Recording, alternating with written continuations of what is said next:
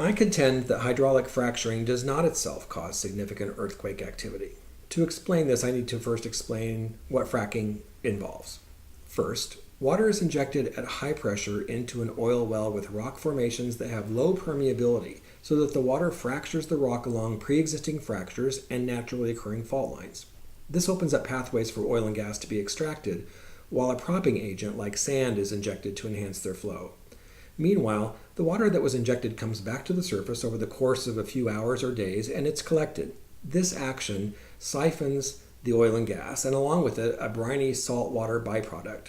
Some of this fluid can be cleaned and used for other purposes, and that which cannot is typically disposed of by injecting it far deeper into the ground than the oil was initially, into permeable rock that can absorb it and also keep it from re-entering the well or the water table where drinking water might be affected. So with this explanation, I fully admit that in some ways, hydraulic fracking is actually designed to cause earthquakes, though on a very small scale. In fact, when they do occur, scientists who study them call them microseismic events to differentiate them. The scale designed by Charles Richter in 1935 measured earthquake strength on a scale of low of 0 to a high of 8.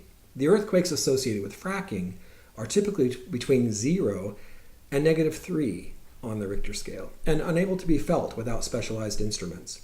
As a consequence, they generally cause no verifiable damage. Geologists with the U.S. Geological Survey and the survey's Canadian counterpart contend that the first felt earthquake linked at all to fracking occurred in 1991, some 44 years after its invention in 1947, and only after fracking had been conducted more than 1 million times already in U.S. oil fields. So how rare are these felt quakes?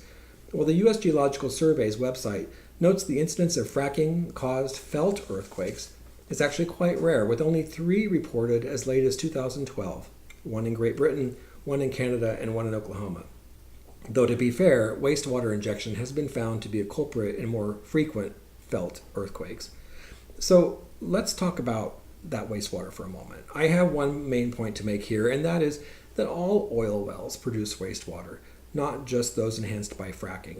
This point is made clearly by the U.S. Geological Survey's earthquake website.